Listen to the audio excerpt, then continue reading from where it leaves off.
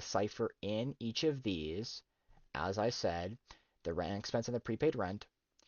Prepaid rent is here, and our rent expense is going to be similar to what we had with the information up here, where we take our expense and we 3/4 it for the 3 out of 4 months that have already been expired. For 2B, this is going to be a journal entry of all these additional facts in the transactions. So for example, December 1st had nothing, but December 2nd had cash at 1020 credit. So we're going to be taking all this information combined, and we're going to be putting into a journal entry that has been adjusted for the December transactions. So as we see here, we paid 1020 in cash, which is what we include here. Some of the information has been wrong due to my misinput, which is my apologies, but they should come out to a correct balance, which is a combination of all the debits minuses the credits. We list this out for each and every single title. Each of them are separate, which is helping us look at if we want a specific title.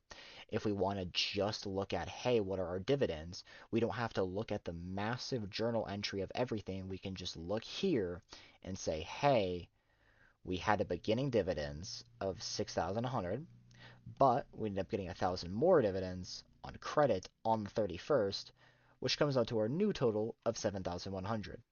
That simple. For number 3, this is our adjusted trial balance. This can be like our previous trial balance, but this is adjusted to all the new information that we gathered. This is going to be similar in a way, but it's going to take all of the adjusted information and kind of combine it for a more clean and accurate looking trial balance. Again, a lot of the information is wrong. This is my bad for messing up on some of the numbers, and I have no excuse for this. For number 4, this is going to be our income statement. Income statement is going to be our revenue minus our expenses. This is the money that the business is taking in versus the money that the business is going out in their expenses. So our revenue is our computer service revenue, which is at 37,000 total. Our expenses are all listed out here, which is going to be a combination of these expenses here, plus all of the different facts and transactions that happened over the course of the month. Some of the most notable ones here to mention are like the repairs expense and the depreciation expense. So repairs expense is an expense because it's to repair the computer. So when we have to repair it, we have to hire somebody, which comes out of the business's accounts to repair for it.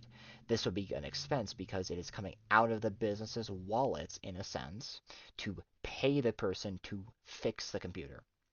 The depreciation expense is more of a long-term, less of value from the given title. So computer equipment, it depreciates over time. It goes down in value, it loses its ability to hold up in the current market. So the depreciation expense is to account for that loss of value. The reason it's listed as an expense is because it gets taken out of our total value. You would have to buy a new computer. You would have to update the software. For office equipment, maybe you need a new stapler. Maybe you need a new chair because your old one is breaking down. This is to account for the depreciation of these two titles. This is a revenue, and these are expenses. We take the revenue minus the expenses, and it comes out to our total. This should be the net income. I'm unsure why it's not there, but their net income is our total amount that we made minus the amount that we had to put out. Following that is our statement of retained earnings.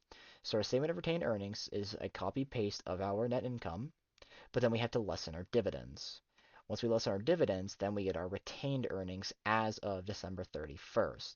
This is important because it takes our income statement in the value at the bottom, our net income, and it's going to account for dividends, which we didn't do previously. This is going to be our total retained earnings as of the end of the month. For number 6, this is going to be a balance sheet. So a balance sheet is going to be each item listed out by asset, liability, and equity, but this is the first time that we see it include plant assets. For example, while cash is something more tangible and instant, a piece of office equipment or computer equipment is long term. A piece of computer equipment is used to either produce or sell the product or service. It is not the product or service. It is used as to plant the baseline. It is used as a foundation for the business. So we take all of our assets, such as cash, accounts receivable, etc. We take our plant assets and combine them together for our total assets. Our liabilities is what we owe out. This is going to be kind of what we're taking out. This is kind of the wages payable. This is going to be like our wages expense similarly. And our accounts payable, which is the accounts that are going out. And unearned computer service revenue, which is going to be that unearned revenue that we didn't get. This is going to total out to our total liabilities. Our equity isn't necessarily a physical asset, but it's not necessarily a bad thing for the business. Common stock is in there because stock is an investment. It's a piece of equity in another business and another company. So we list that out here to know that, hey, while we have, whatever amount in assets, we also have $70,000 in equity in stock. So total, we don't have the same value. We take all of our liabilities and equity and we combine them into one number down here. That gives us our total assets and our total liabilities of equity. For 7a, this is going to be our closing entries. This is going to be where we start to include these additional facts in here. So this is going to be closing entries, which is the closing for the end of the month. This is going to be everything combined together. When we close out a certain chart, we want everything to be included and everything to be accounted for. This accounts for all the additional information that we just gathered.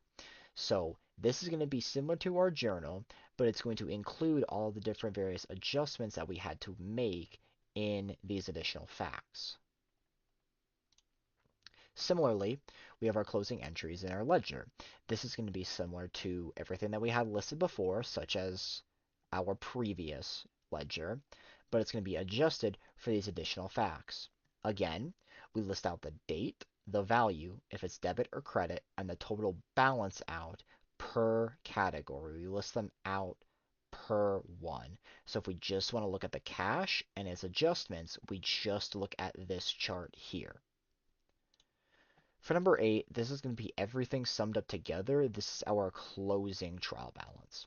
This is going to be similar to our trial balance, but it's closing out the end of the month. This is everything combined together.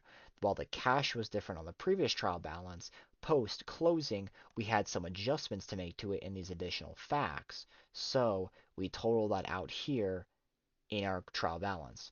This is going to be what would be our balance here at the end of the month. However, I got this wrong due to misinformation that I either put something there that shouldn't have been there, I accidentally typed one or less more zeros, etc. So we would take what would be the correct amount of debit for cash and we list it out here. We'll list out every single one alongside all the values for debit, all the values for credit, and we come to our total. This is after everything is said and done. This is after every adjustment has made. This is the one that closes out the end of the month. Overall, the main piece of takeaway here is to watch more out for where I'm putting my numbers, make sure that I do my calculations correctly, make sure that I'm not misinputting information as such with the 52,000. Overall, I'm fairly happy with my results. There's a little bit to be worked on, but I'm very comfortable understanding how to do a ledger, a journal, a balance sheet, etc. I'm comfortable in doing these tasks now, but there is a little bit to be worked on in terms of how accurate my information is.